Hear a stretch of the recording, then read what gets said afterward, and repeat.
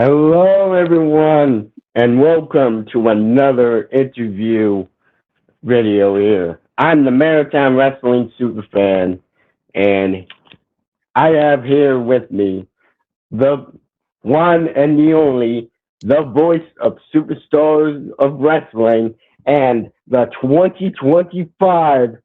winner of the 2025 Commentator of the Year, ladies and gentlemen, Travis Boyce. Thank you. Connor. Thank you for having me. Gave myself a little Barry Horowitz pat on the back for that one. Yeah. So, just some simple questions. Were you a wrestling fan growing up? Absolutely. I had an older brother and older cousins who loved it, and they kind of got me into it. I think the moment I really got into it, I'm going to age myself a bit. Back on the PlayStation 1, you get demo discs, and it would be like a compilation of like you could play a small part of each game. And WWF Warzone was on there, and that was kind of my gateway into pro wrestling. Same. Yeah, I actually played started playing WWE 2K games. I think back when I first started following the maritime wrestling scene. But yeah. But who was your favorite wrestler when you were growing up? Growing up, it was Stone Cold Steve Austin. I know that's sort of the basic answer, but I'm born in '92, so just seeing this guy who is so lawless and beating up his boss every week, I just thought it was the coolest thing, and I still think one of the coolest gimmicks of all time. I like him so much, I'm even rocking his hairstyle. Yeah. Oh man, yeah. And so, what made you fall in love with professional wrestling? Oh, geez. Like I said, the Warzone game was a good gateway, but like wrestling in a lot of ways, in my opinion, it's just one of the best forms of entertainment. It's a live, violent theater where all the actors do all their own stunts, and it has so many cool elements of so many stories. You hear people say soap opera. It often reminds me of a live action comic book. So I just think there's so much to it that if I were to really break it down, we'd be here all day. Yeah, I agree. And so, who were your biggest influences in the broadcasting world, both in and out of wrestling? Ooh, what a great question. In and out of wrestling. For broadcasting outside of wrestling, as a Canadian, Gord Miller is great.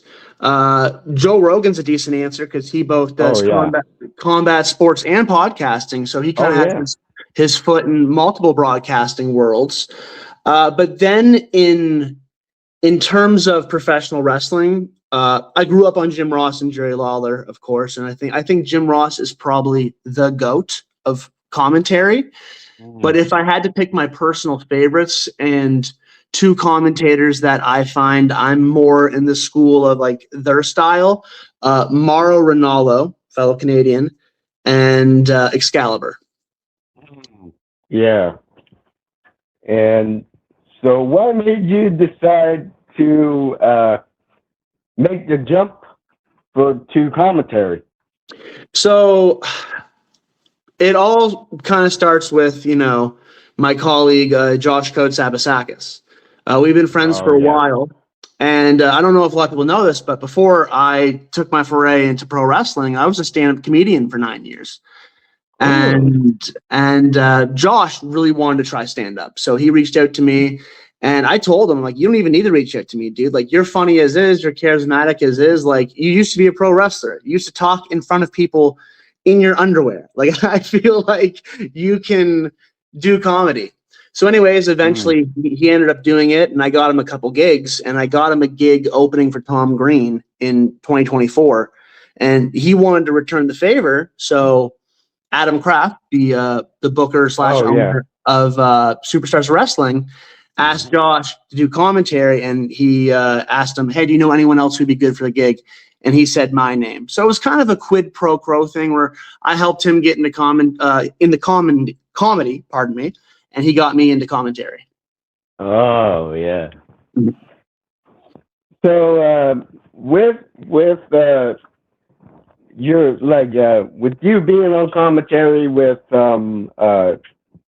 Josh Katsiobaskus and Gary Daniels, tell me what that was like working with them for the commentary.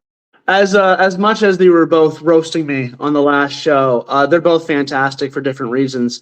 I often say, like, even though I won the 2025 award there, a lot of that to do with, that was my family voting for me, a lot of it, I feel like. I often say that Josh is actually the best guy on our table. And why I say that is he can do what I can do. I don't think I can do what he does. Because there was one show I missed. For my dad, I was treating my dad to a Cypress Hill concert, and Josh kind of had to do a semi play-by-play role, and he knew all the moves, right? Like he can do what I can do, even if it's not his style. He's more of the character style, but he can still do it. If I had to do his gig, because he has to put over the heels while attacking the baby faces, but not attacking the baby faces so much that they're buried, and not be obnoxious and still be funny. And he walks that tightrope so well that I wouldn't be able to do it. And as for Gary, Gary's great because he has all of his homework, he has all of his notes on this laptop. And I appreciate that he'll ask the wrestlers after I ask them, because sometimes they'll tell him a piece of information they forgot to tell me, and that'll come in handy on commentary. So it really is a good synergy on the desk. So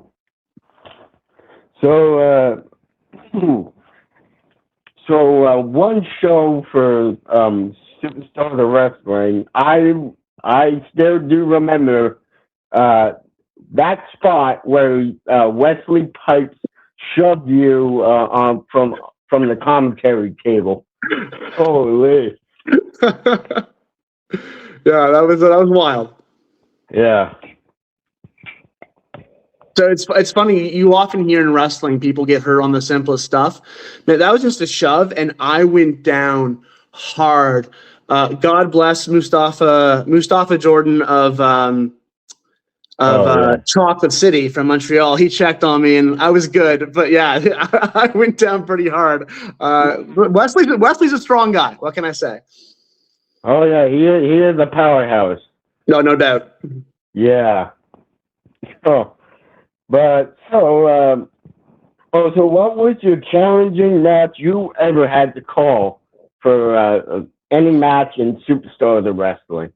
Wow, that's a good question. The hardest one I had to call. A hard one that was still I still love and I had so much fun with was the Vandal Chantel versus Brenda Pipes, because I didn't have a ton of it. I didn't have a ton of info going into that match, but it ended up being like such a great match because Brenda was so over, the crowd was so behind her, and it was one of those situations where I'm like, okay, I just have to go with the flow, and it was challenging but a lot of fun. Yeah, especially with when Brenda came out and chased Chantal with the chocolate there. What a spot, right? That was such a fun dynamic. That was one big spot, though. Yeah, I loved it. Yeah. Oh, yeah. Which Superstars of Wrestling wrestler in Superstars of Wrestling do you think are the easiest to call a match for, and why? What wrestler it's easiest to call a match for? That's again a great question. I think the Hollywood Heathens, because we have a good dynamic where they always make fun of me and I always get heated when they come out. So as much as those jerks make fun of me, I do enjoy calling their matches because I know we're always going to be in for a treat. Oh yeah, You're always going to be in the street with the Hollywood Heathen. That's for sure. No doubt. Yeah. Especially, they now have tag team gold now. Wow. Yeah. I mean, well deserved. I hate to admit it, but man, they're good. Yeah, they are really good. But all right. So, what tips do you have for? I'm trying to get into the wrestling industry as a commentator. Mm-hmm. So what advice would I have? Wow. I mean, it's similar to comedy in a lot of it is just who you know. You know what I mean? And it's an unfortunate reality. Sometimes it's like just who you know. I just happen to know Josh Coates Abasakis, right? And he knew Adam and so on and so forth. But the best advice I can give to anyone in any form of performing, be it comedy, maybe you're in a band, maybe you're an actor trying to get gigs, is just put yourself out there. Don't be shy. Put yourself out there. Let it be known you want to do it, and maybe something will happen. Yeah. Do you have anything to say to your fans? Anything to say to the fans? This is SOW's voice, Travis Boyce. You should go to the Sussex Lions Club February 21st to see Superstars of Wrestling. And if you're in the St. John area, massive show. Superstars of Wrestling will be at the TD Garden during the Sea Dogs game intermissions, February 28th, 7 o'clock. Yeah, I feel like that's going to be a big game, especially bringing in two of the big legends there, Chris Masters and Rhino. Oh, it's so surreal. Like I said, knock on wood, card is always subject to change in the world of pro wrestling. But yeah, those are two guys I watched as a kid, and now I'm potentially calling their match. Yeah, and actually, Dick Dooney took on Rhino in another promotion there. Yes, UCW in Spryfield, right? Yeah. Right on. And so it's going to be really, really interesting to see Rhino taking on, I think, Wesley Pipes, and then Chris Masters taking on Dick Dooney. Yes, that's absolutely right. I mean, you have two matches with such interesting dynamics, right? Oh, you have the Man Beast versus the Muscle Beast. Oh, that's true, yeah. Right, and then you kind of have the Ace of the Maritimes versus, this classic narcissist, right? So I think it's a perfect dynamic. Right, yeah. But all of the other guys are going to be there, though, too, as well. But anyways, that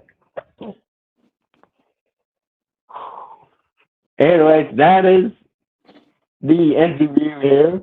Thanks for being on the State of Maritime Wrestling podcast.